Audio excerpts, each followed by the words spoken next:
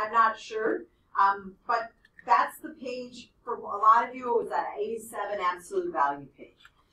Question 15.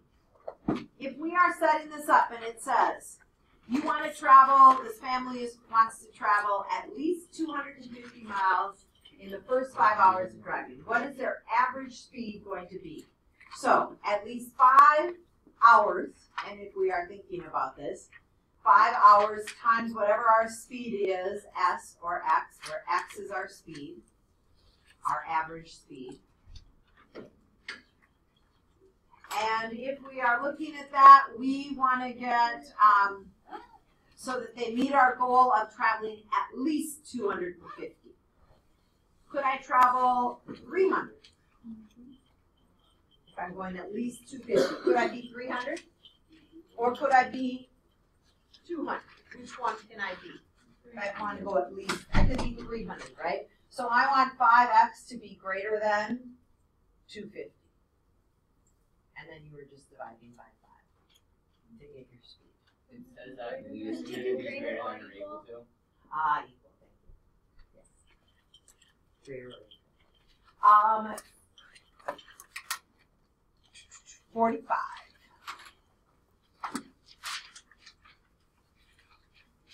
In 45, let me put that one here.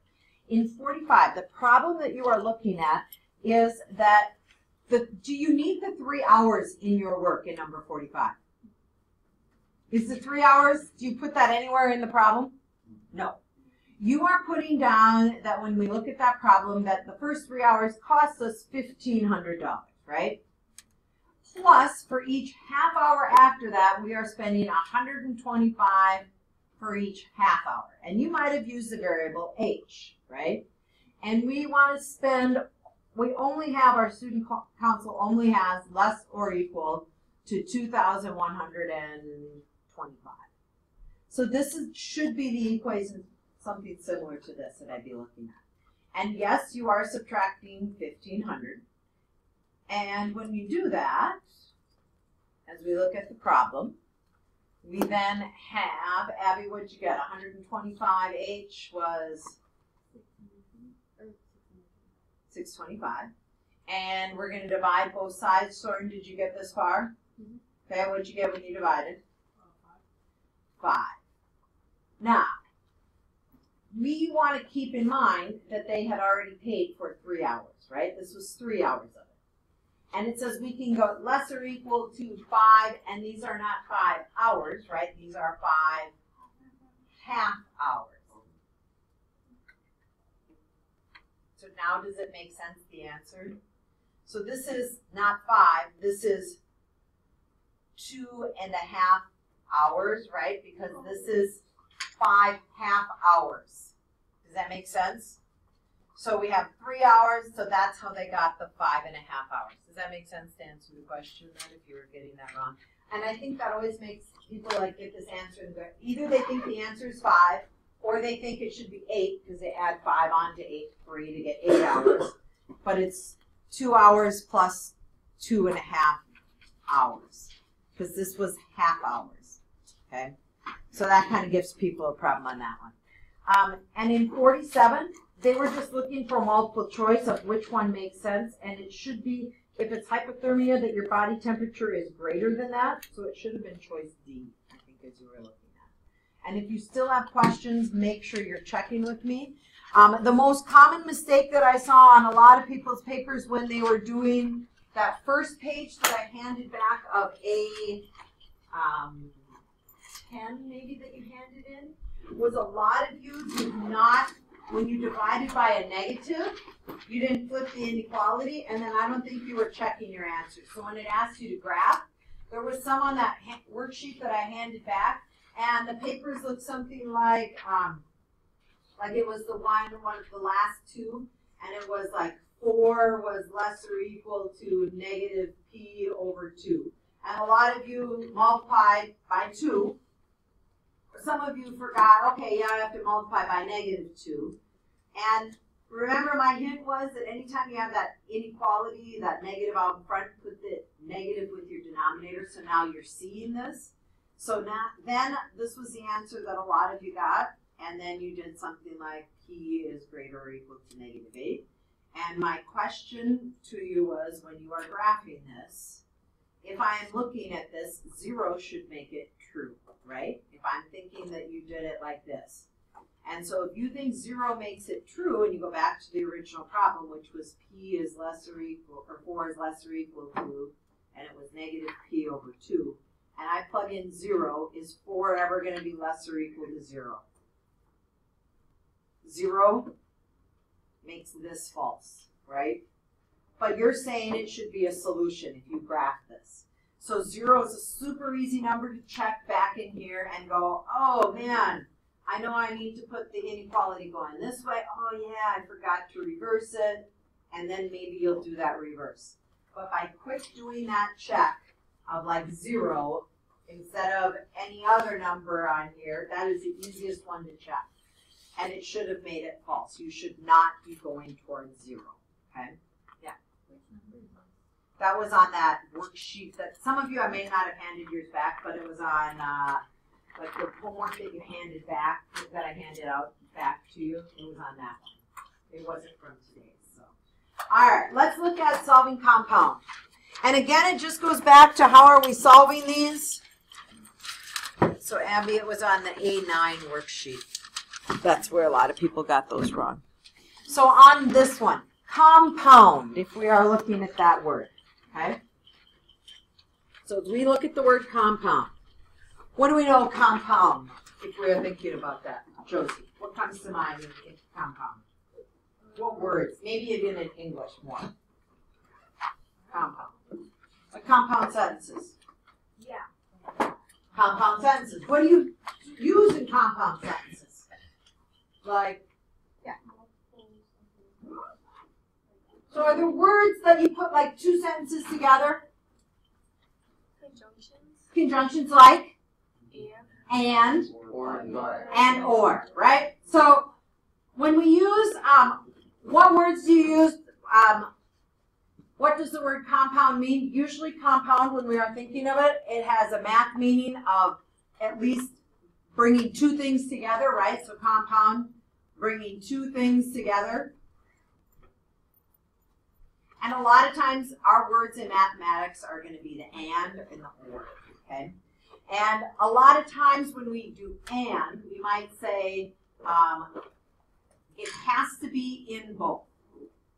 And you're going to see that in just a minute, whereas the or is in one or the other, or it could be in both of them, but it could just be in one, okay? So when you think about that word or and the and a lot of times when I think of and, I might want to think of, okay, I have this inequality, x is greater or equal to 2, okay? And I have this inequality. And then I have, and it will say, and x is maybe less or equal to 4. So 4 would be over here on our number line, right? This would be 2. This would be 4 on my number line. And then they might ask us to do a compound, which means that it is both x is greater or equal to 2 and x is less or equal to 4. That means it has to be in both of them. What would I be talking about that's in both? I'd be talking about going from the 2 to the 4. So when I look at that, what does that look like? That graph goes from 2 to 4. Does it have anything outside of 2 to 4? Not for the and, because it must be in both, right? So where is this in both? Well, from 2, and it keeps going, and from 4 going down. So the and is usually going to be between two numbers. So the key thing with and is usually going to be between. The or, many times, goes away from each other, and you'll see that in just a minute.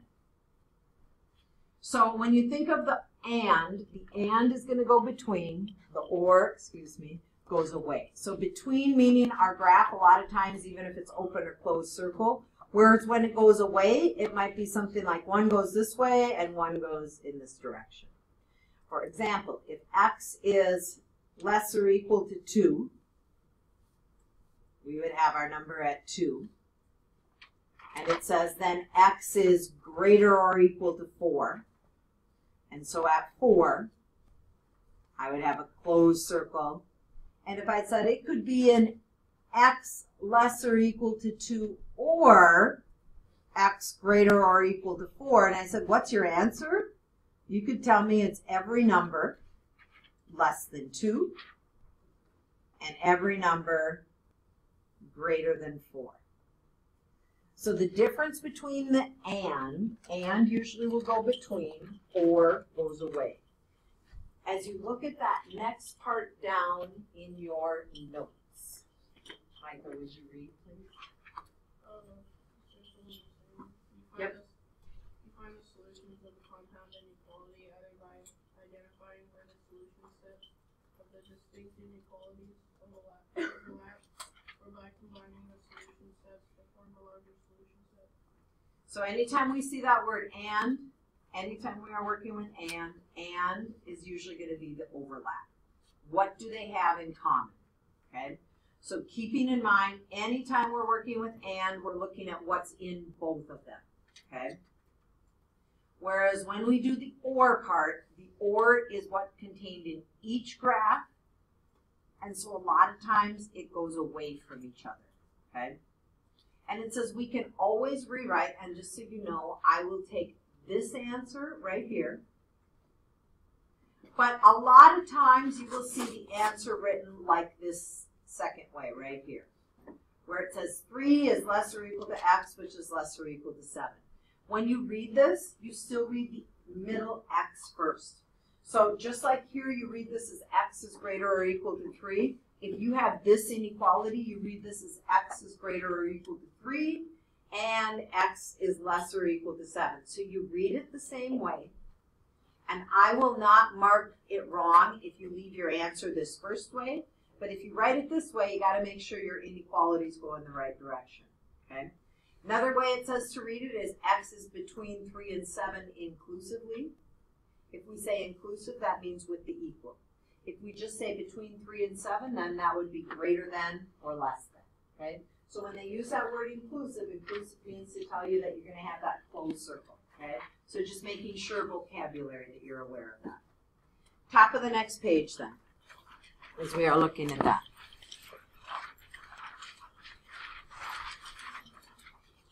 So we are asked to write a compound inequality that represents each phrase and then look at the graph. Caden, you want to read our phrase? Yeah, you, Caden. Oh, sorry. Caden in the middle. Sorry. So as we started off, we want to start. So Gavin, if we are going to start, all real numbers bigger than -2. What am I going to write down? X is Greater or equal to -2. Jacob, I want to keep going for the second part. I want to write the word and then the second part says? X is less than 6. X is less than 6. So now we want to go to our graph. So I want to go to -2. Does it matter where I place -2? No, I just want to make sure I can get from -2 to 6. And they give us tons of these marks. So -2, 1, 0. This will be 2, 4, 6. So I am looking at going from -2, and it's greater or equal up to 6. And less than. All right. Yep. Should be just an open circle. Okay.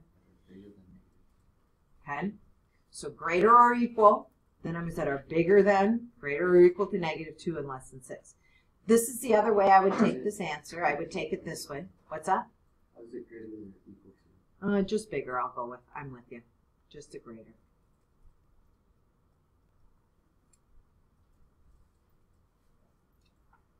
So 2 open circles.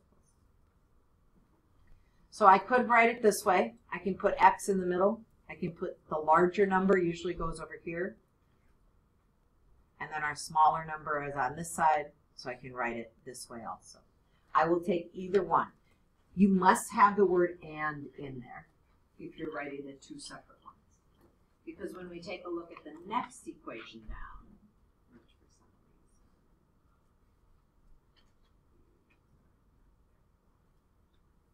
So if we are reading that next one going down, Abby, you want to read that? All real numbers that are less than 0 or at least 5. So less than 0 or at least 5. So as we start to write that, we might want to write down our first one, all numbers that are less than 0. So x is less than 0 or at least 5, which means could it be 5? Mm-hmm. And could it be 4 or could it be 6? 6, right? At least 5. 5 is the smallest. So when I think of my number line at 5, it's going to be at 5, not 6. So it's at 5 and it's going greater or equal. And then we are going down to 0. And it should be less.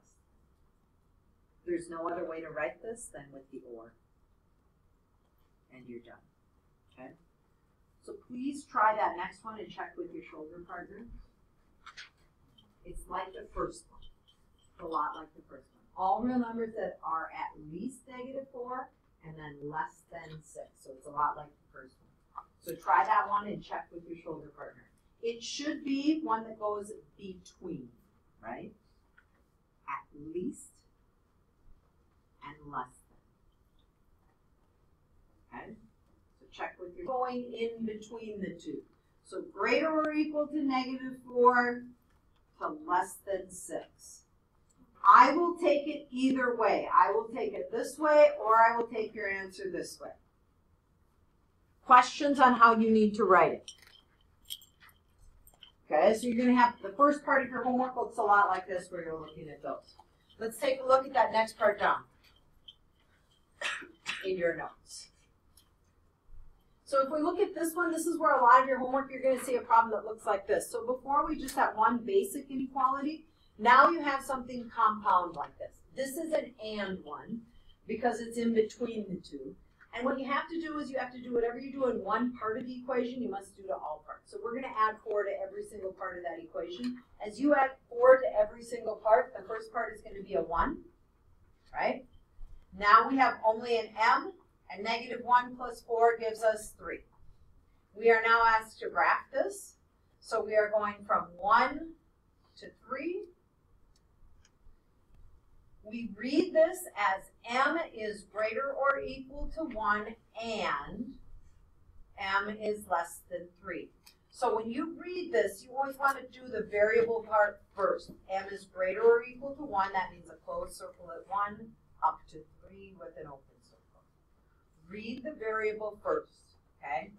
M is less than 3 and m is greater or equal to 1. So you just got to be careful on how you read it as you look at it. So sometimes you'll have one separated, that's usually your or ones. So a solution to a compound inequality for an or makes either inequality true. To solve the compound, you must solve each one separately. So it is not like our absolute value that you split. All you're simply going to do is you're going to solve this first one by subtracting 2 on both sides. 3t is less than -9 divided by 3. And we're going to have t is less than -3. The or part is, now you're just going to solve this one. Subtract 5 from both sides. -4t is less than -4. We're going to divide both sides by -4. And here, t is going to be greater than. We have to switch the inequality, correct? Because we're divided by a negative. And we should have 1. Which, if you think about that graph, are our two graphs going away from each other. If we look at, we have -3, bless you, 0, 1, right? So we have open circle at 1, and at 3 it is less than, and you're done. It's just that you have to solve 2 inequalities as part of the problem. So it's not just the one, it's 2 separate ones, okay? All right. So, taking a look at the first one, you want to practice that. You're going to solve those, each one individually, and then your answer is an or, and you're asked to graph it. So try these right now. We're going to also do that second one. We're going to say write the compound. The first one, is it an and or an or? This is an and, right? Second one goes away. It's going to be an or. Can you write it separately? Definitely. Can you write it like we did up here as one just inequality? Yes. If I'm writing it separately, right, I might say, if I'm looking at this, Whitney, what in relation to -2?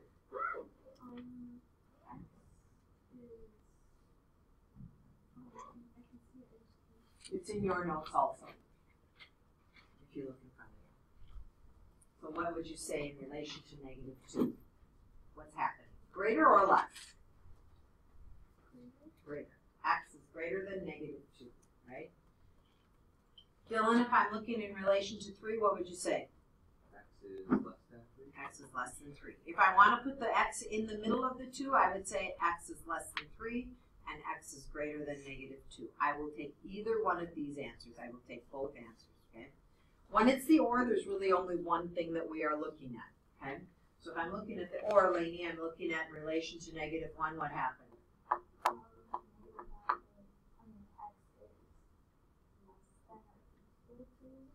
X is less or equal to -1. Then we're going to have our or. And then Caden over here, if I'm looking at what we would have for the second part in relation to 1.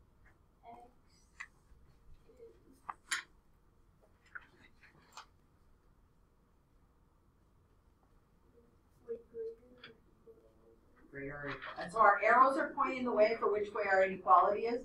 So this one is kind of like it's going this way, and this one is going this way. So that's how when we are writing those with our inequality, okay? So you will have some real world problems like this, and I want you to take a look at this one. This is kind of when you figure out your semester exam and when we're trying to figure out what kind of grades you need. So if you were to be in your algebra course, you must achieve an unrounded average of between 84 and 86 inclusive in this exam. Your scores are 86, 85, and 80 on the first 3 tests. What's the possible scores you can earn on the fourth and final test to earn a B for the class?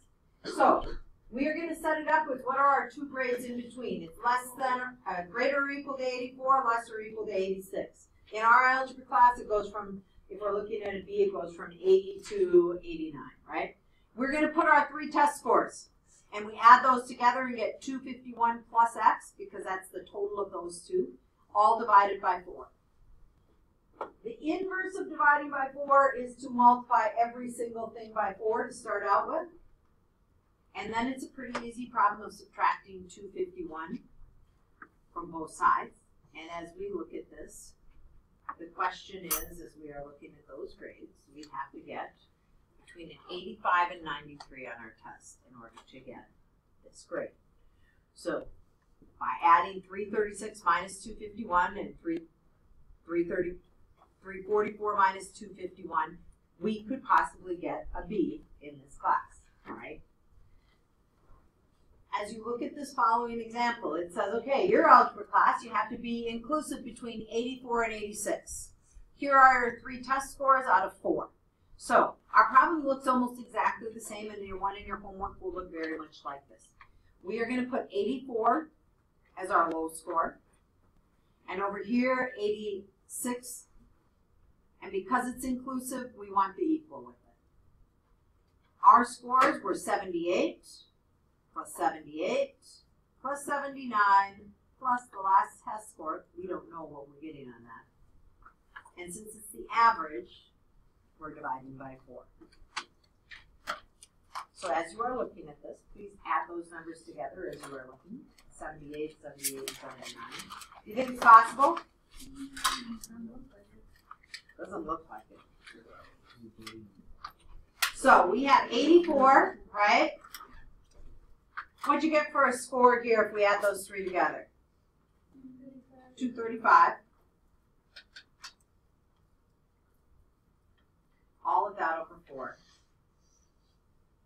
We want to multiply all 3 parts of the equation to get rid of this divided by 4. We need to multiply by 4. So we get the same numbers that they had up above, the 336, right? Is less or equal to 235 plus X, which is less or equal to 344. what are we doing to solve? It's compound, so you're subtracting the 235 from each one.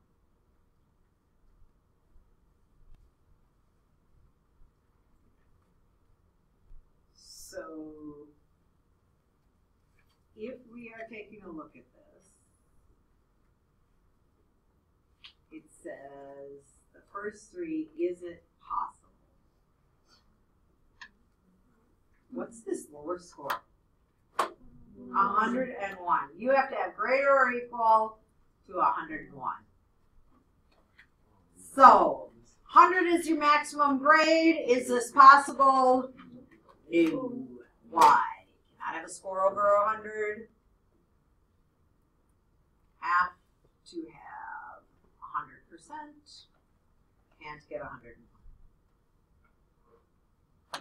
Something along those lines, right? So as you are looking at it.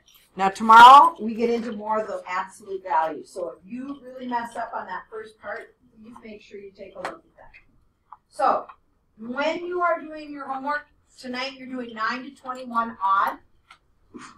When you are doing the problems like 15, when you look at 14, the easiest way to start that is to multiply everything by 3 first. Okay? So I take each part of that inequality and multiply it by 3. So when you do number 15, similarly. Here they just ask you to solve and graph your solution. So make sure you're taking a look at those. Those last problems, you're doing 35 to 42 all. 35 to 42 all. So this is just like we just did. Tell me the compound. 35 should be an and or an or. And. 36 definitely is a or. So when you set those up, that's kind of what you are looking at. Okay? So